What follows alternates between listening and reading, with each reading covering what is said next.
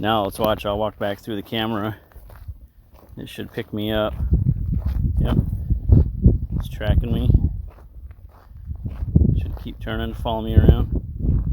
This is really useful outside. That's cool as heck. We've got another security camera today to review. Now this one is it's from a company called BLURAMS. It's called an Omni outdoor camera. Model number is the S20C. Zoom in on the specs here. S20C, 2K resolution. It's got built-in speaker and mic. This one's kind of a hybrid of the last two cameras we did. First one we did was an outdoor camera with a built-in battery. Different company, but similar platform. But it was wireless, but it was an outdoor camera with a battery. This is a wireless outdoor camera. It does not have a battery, so you do have to power it, but it is Wi-Fi. Now, you do also have the ability to plug this in with the Ethernet cable, if you prefer, for a little more reliable connection. Where I'm probably going to put this, I don't have an Ethernet connection available, so it'll be Wi-Fi. Hopefully I get range out there. I might have to move a hotspot around. And then as it also compares to the most recent camera we did, it does have auto tracking. So for an outdoor camera, that's pretty neat. It's going to be able to, you know, somebody walks by outside, it's going to track that object, that person or animal or whatever it is. And plus, since it's plugged in to power, it records continuously. One of the limitations of the battery-powered one that I've got outdoor now is since it's on battery and solar, they don't have the ability to program it to run continuously. This one will record all the time, so I can go back and play something. Now, if it doesn't pick up motion and record that or log that item, I can go back and look at the history. It does have an SD card port. It does not come with one, but let's open it up and take a look at what you get inside the box. Let me slide out the accessory box first. Now, you've got a little sticker here, and I honestly am not sure what to do with that yet. I saw that, and I wasn't sure what it was. It's just a white stripe, so I'm not sure what that is. I'm going to see if we can figure that out. It's just a sticker, a white sticker.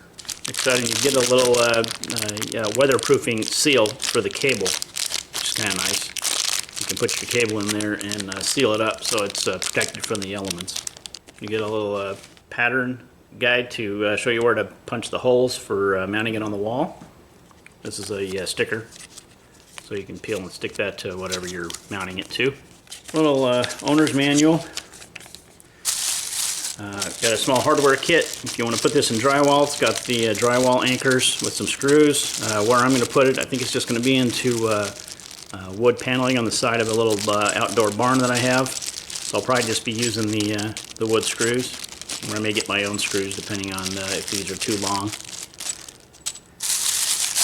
And last, you get your little wall wart power supply. Let's zoom in on the specs for this. So class 2 power supply, input is 100 to 240 volts, 50 to 60 hertz, 0.5 amps max, output 12 volts at 1 amp, 12 watt. So it will work internationally on 50, 60 hertz in broad voltage range. All right, let's pull out the camera. That's all that's in the box. See what you get for the camera. There's the mount, mounts to the wall. Would mount to the wall like that, this facing down. Looks to be fairly shielded well from the elements. Put the antennas up, and then you can angle those however works best for your location. Try to get the best signal. I decided to pull this back cover off just because I was curious about these antennas, and as you can see here, only the one antenna is actually an antenna. This one doesn't do anything. There's nothing in it, so just FYI on that one. It's not a diversity antenna. We just got the one, so it doesn't matter what you do with this second one, unfortunately. So we'll see how the range does when I get it out there. It's got what I believe is one of these is probably going to be an LED light. We'll know when we power it up. And then there's a microphone. You got a couple spotlights here so you can light up the area at night. And of course it's got the pan and tilt. Now, one thing to notice, it does not go up very far. This one only goes up just slightly higher than parallel, so you're not going to look up in the air with this one. horizontal, and then if you look down, it just looks not quite straight down. But again, with the field of view, you'll be able to see directly below the camera if you need to. Say if you had this over a door, you could see who was at the door, or at least the top of their head. So there's your full range of tilt, and then of course you've got the that's maximum that direction, and there's maximum that direction. So not 360 degrees, but with the field of view, probably get a pretty good range. Plus, if it's mounted to a wall, you're not going to be able to look through the wall anyway, so it should be plenty to look left and right of the mounting location quite well. Okay, so your reset button here, there's a reset button inside that's behind this rubber plug. This is to keep it protected from the elements. There's an image of a SD card in there too, so you can pop that out. Can't quite get my fingernail in there, but this side here with the little nub, that's the side you pull out. So let me get my screwdriver in there and pull it out. So the actual push button is recessed in there. You would have to have a little screwdriver to push it if you didn't use this plug, because this plug actually has a little protrusion on it that when you push the button on the outside, it pushes that pin in. And then of course here's your slot for the micro SD card. But their app service will have a cloud option to record to it, as long as you've got internet access to the camera. If you don't have that, or you're not using their service, you're going to want to use the SD card. Like some of the apps, we'll look into their app a little bit more, but their cloud service, if you're not paying for the premium service, probably keeps it on the cloud for a couple of days, like some of the other units that are available in the market. I'm guessing it's like that. And on the cord here, you've got the power connection, and then if you decide to use it, there is a cap here that you can pull off, and there's the Ethernet cable underneath that. Now that weatherproof cover is for this connector. Let's pull that out. Here's that weatherproof connector you get with it. Pull it out of the package and take a look. Alright, so here's your pieces for your insulator if you're going to use an Ethernet cable and not Wi-Fi for it. So here's your Ethernet cable if you want to use that. Now it does plug in just like a standard Ethernet cable, RJ45.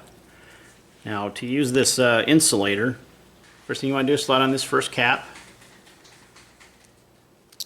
Then this little rubber ring, it does have a slit in it, so you can wrap it around your Ethernet cable, and then it slides up, and that's what's going to press inside. Now this other piece,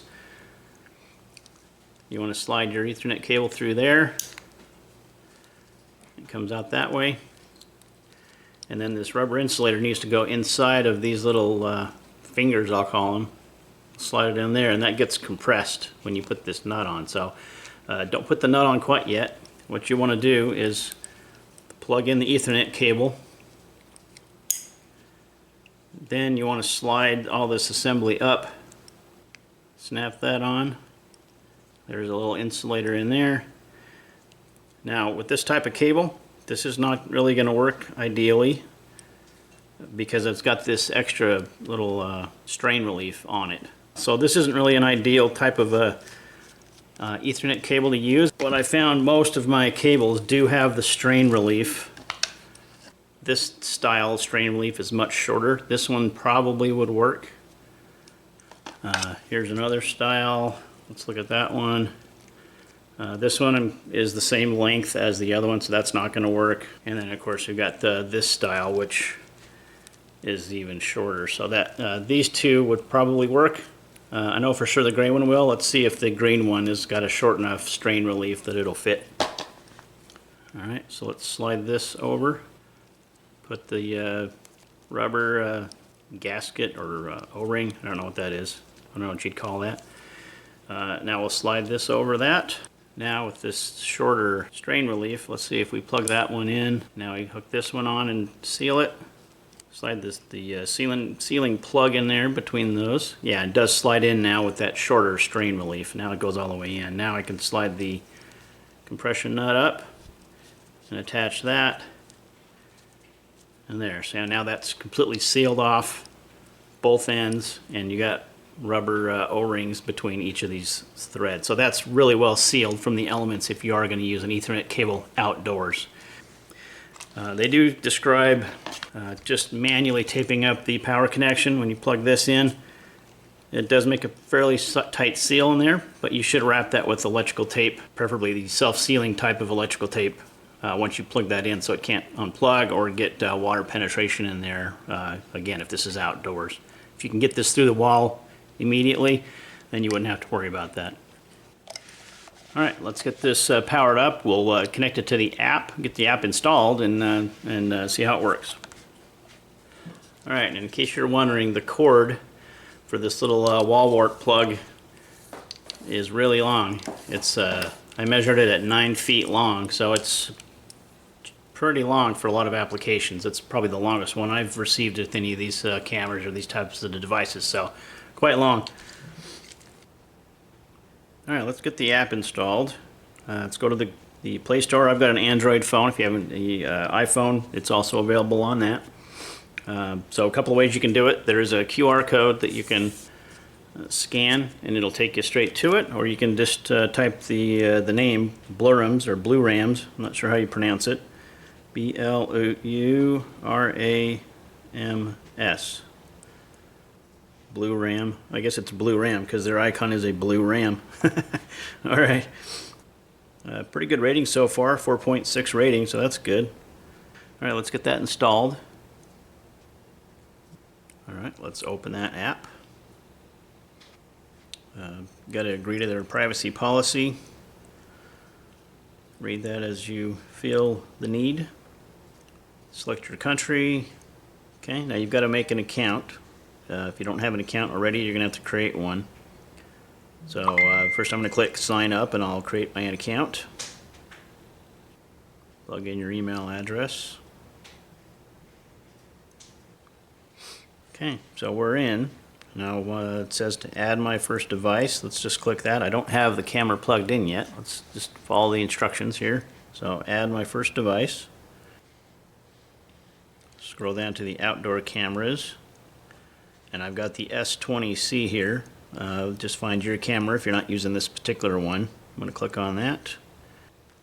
Let's try Wi-Fi.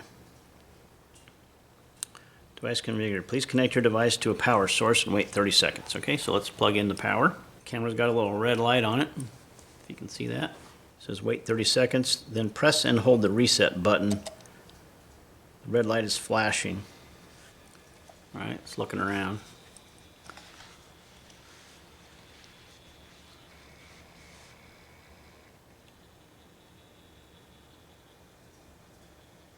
Doing some sort of initialization.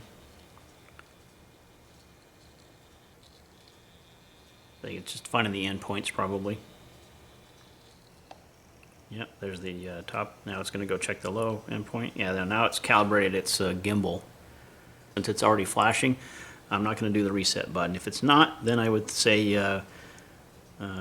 do that. So anyway, it says here the button says see the red light flashing. I do, so let's click that. Continue. Okay, so it's it wants to know if I want to let it use my location. Let's see, I'm going to click only while using the app. Now I'm going to click on see the red light flashing again. And here's where you got to select your Ethernet. It does not work with 5G. You got to use it with the 2.4G Wi-Fi. So make sure you don't select a 5G. So I'm going to connect my 2.4G, my space internet, which is my Starlink. Okay, so now it gives you a QR code, and you're supposed to put this in front of the camera so the camera can read it.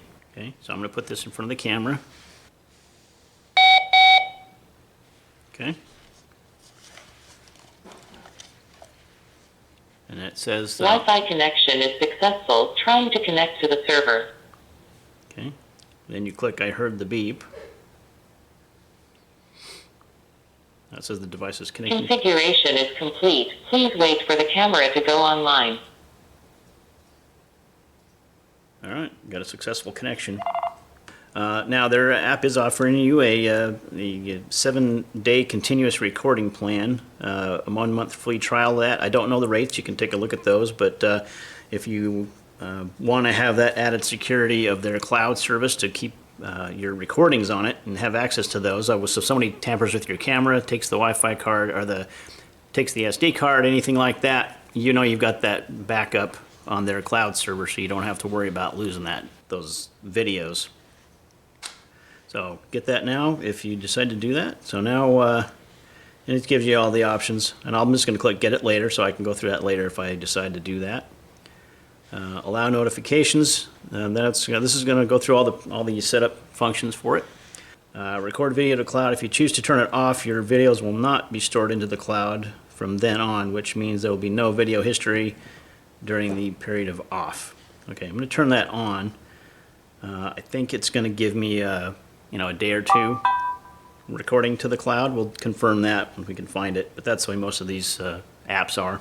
Alright, so input a camera name. I think I'll just type barn on this one because that's where I think I'm going to put it. Device use, outdoor home security, click on that. You can give it a category. Start to experience. Now there is a firmware update you can see on here. Let's click update now. It'll get the latest firmware. So far the app is very intuitive. Walks you right through it. Very quick and easy to get set up. We'll speed through this and fast forward so you don't have to wait. Alright, it says upgrade complete. Enjoy. It says awesome, let's go. Now that's not live yet. I've got to click on that. So let's tap on the camera. So you can see we're live now. So standard definition, high definition. I assume that's the highest definition is the FHD. Pan and tilt. Let's see where we do that. Okay, so PTZ down here in the bottom right, you can touch that. And then you've got a little joystick here. It seems to, if I just tap it, let's see if I can get it to go a little bit at a time. Yeah, it seems to go all the way. Let me just quickly tap it. Okay, there's a quick tap. Yeah, it just goes all the way up, all the way down. Let's see if I can get it to move incrementally now. So I should be able to just go down a little bit. Does a little bit. If I tap it again. Okay, so I don't have to click the middle and drag it. If I just tap down, it does go down. See if I can. But I thought I could have just dragged it a little bit, but now it just turned and you can feel it buzzing. Yeah, it seems the pan and tilt's a little buggy. I don't know. I thought this little joystick was going to be kind of cool, but it's not letting me move it incrementally. It just moves. I barely touch it and then it swings all the way around. If you can see what I'm doing on the screen here, I'll just barely touch it back. I can get it to move just a little bit.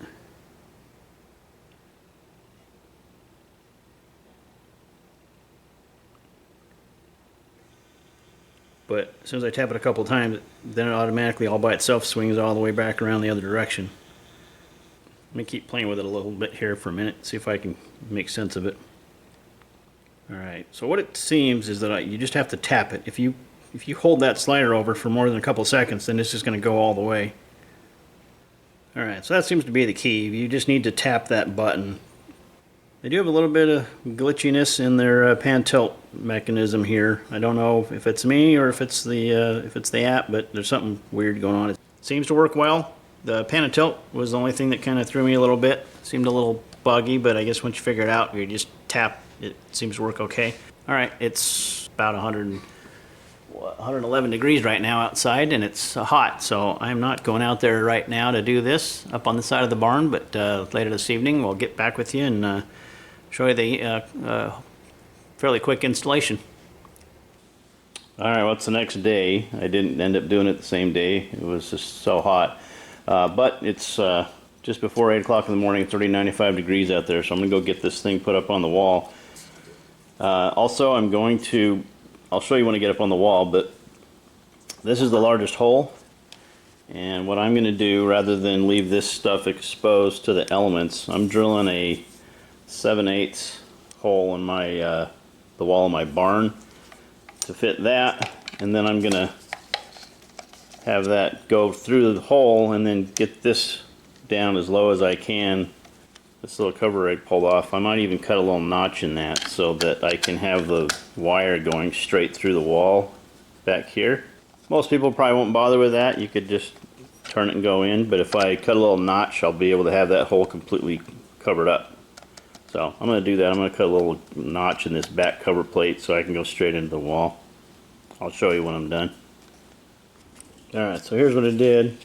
I first just drilled a 1/4 inch hole, and then I just took a little tiny saw and cut down into it, and then I filed it out a little bit just to make sure it was smooth. But so create a little notch. Now when I mount this on here, I can pass that wire straight through into the wall, and I can cover up the hole I make in the wall easily, so that 7/8 hole will be back here covered up.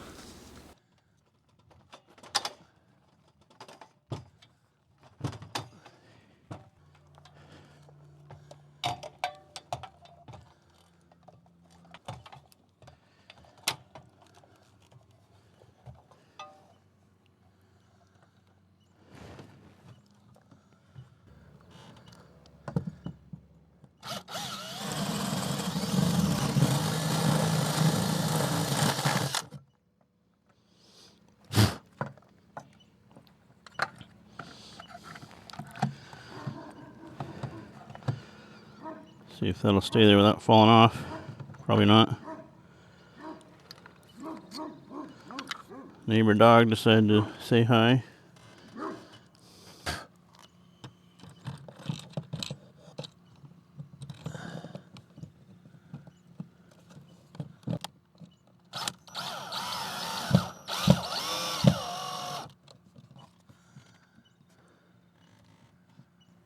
I think I'm just going to go with the 1 screw. I don't see any reason to put the second one in there. It holds it tight, even at the bottom. All right, now let's get inside, and I'm going to have to run a power wire up around there. That was pretty easy in that application. And as you can see there, with the way I cut that hole, you can't even see the wire because I've got the wire going back up through the back. So that's nice, but only used 1 screw. It's very secure and it's flat against the wall, so I'm going to just go with that.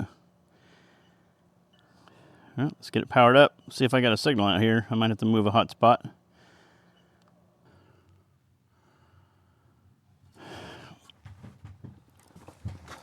I can hear the camera moving around out there. Let's see if I can get down without dying. Whoa. Whoa. Whoa. Yeah. Whew. It's hot. Jeepers. Okay, here's our BLURAMS app. Fingerprint. See if we have any kind of signal. Click it.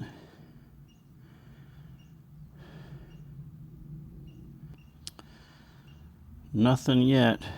Can't say I'm surprised. It's a little bit from the hotspot. Let's go move the hotspot to a better place and see if it'll get a signal. Alright, I'm looking at my Starlink nodes, and that one has not come back online yet. Give it a minute. Hopefully that one that you see here will connect into the camera. That's the closest one by far. This other one's far into the house. And then the main one, there it goes, popped up. Nice. Now it says mesh 1, 0 devices. Let's watch and see if that camera connects into it. All right, well, while it's figuring it out, let's go put up the SD card. In case you're wondering, July in Phoenix is not the ideal time to do a job like this outside. Just saying. Okay, so confirm the connections on the SD card go towards the camera face. And it snaps right in. All right, I do have 2 devices on that node. Let's try again. See if I've got a signal to it now.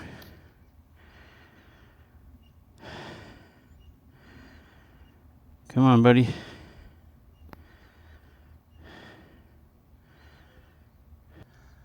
That hotspot is literally, I don't know, 20 or 30 feet from it. It's behind it's on the other side of the barn. As long as we're sitting here cooking in the heat, let me show you.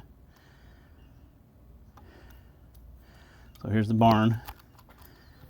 I got the hotspot pretty much right behind that window right there is my hotspot, but for some reason I am still not getting a connection.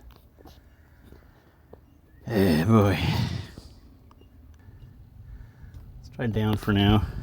Does that do anything for us?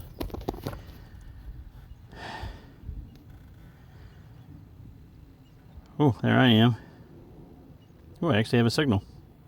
So putting it down seems to have helped. Cool.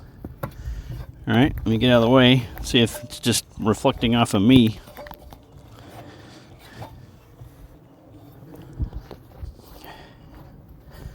I'm going to go stand in the shade again.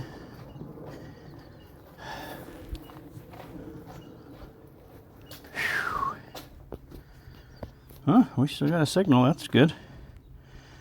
Let's get this thing pointed in a useful direction.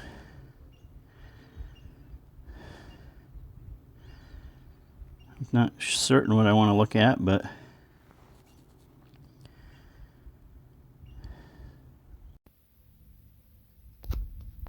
alright, I'm screen capturing.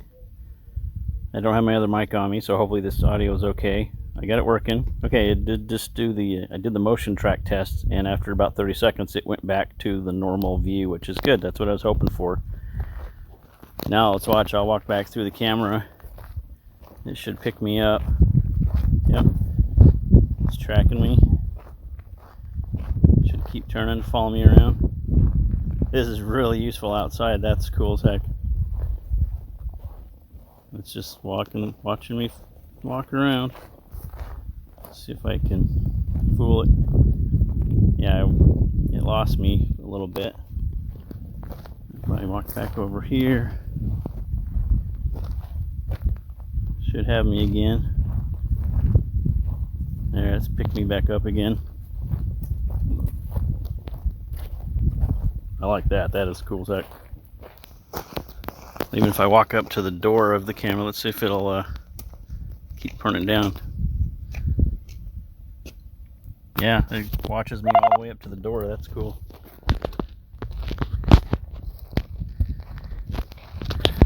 And then if I stop moving, it should go back to my default position. That was at 05. So 9:05:35 about. I think it'll go back to default. Let's see. There it goes. It's 30 seconds. Goes back to the default. I was able to get in there and format the SD card. I didn't have that on camera because I was just tinkering with it. I turned it down to lower resolution, hoping that that would help it to have a little bit better connection speed. So it's working. Alright, let's wrap this video up. It's ended up a lot longer than I anticipated, but you know, as I was kind of wrestling with the trying to figure out the pan and tilt, and struggled with the getting a Wi-Fi connection out to my installation location, ended up spending a little more time than I thought. So I want to put my final thoughts on this camera. Overall, the camera is good. It's got a good image. Some of the pictures you might have seen on there, I had reduced it to the standard definition, low res, just to increase the bandwidth that I was getting over the Wi-Fi connection, because it was kind of weak. But my only two issues, I think, that I had with it, with the pan and tilt, was a little fiddly with the app. When I kind of figured it out where I just tap it, it does okay. The saved positions they weren't consistent for me. When I would set a position, I would go back and forth, and sometimes it wouldn't go back to the exact same spot. And it could have been operator error. I'm not 100% certain. I got to get a little more time with it. And then the single Wi-Fi antenna, it could have been, after evaluating my barn, I've got this thermal barrier on the inside. It just looks like silver paint, but perhaps it's kind of metallic. I don't know, and it's kind of limiting the signal. to get to where it is. So that's a possibility. But you know, whatever the source is, my only two issues with this camera were the pan and tilt and the Wi-Fi signal. I was having a hard time getting out there, and my hotspot was pretty close. So I don't know if that's a camera thing or just where I had it, but take that for what it's worth. But overall, the camera is good. Image is good. The app was pretty intuitive. I had to skip over quite a bit of the setup options just to kind of keep the time down. I'm already getting this up to half an hour, and I didn't want it to be that long. I try to keep it to 15-20 minutes. I just had too much to cover to try to, share my accurate experience with the camera. If you're going to get into an infrastructure with the cameras, whichever brand you go with, I would suggest you kind of stick with the same brand. I don't think there's anything wrong with the BLURAMS, but just to prevent from having half a dozen different apps to look at all your different cameras, like I have, since I've reviewed different cameras, I've got 3 or 4 different apps to check all my cameras. So not ideal. So if you're going to pick a brand, pick one that has a good selection of cameras that work for your applications, and then stick with that brand so you can kind of consolidate them all to a single app. That would be my recommendation. But certainly, check the links below, and this you can take it to this Amazon link for this particular one. They did send me this camera at no charge. They didn't tell me what I had to say. So we'll see over time how it holds up out there. It's going to get exposed to some pretty harsh environment with the sun, the storms and stuff. We'll see if it'll hold up or not. I have been getting notifications from it, so it has been operating and picking things up over the last day and a half since I got it finally installed. Thanks for watching. Sorry the video ended up being so long, but hopefully this was informative and helpful to help you in your selection of surveillance camera. Take care.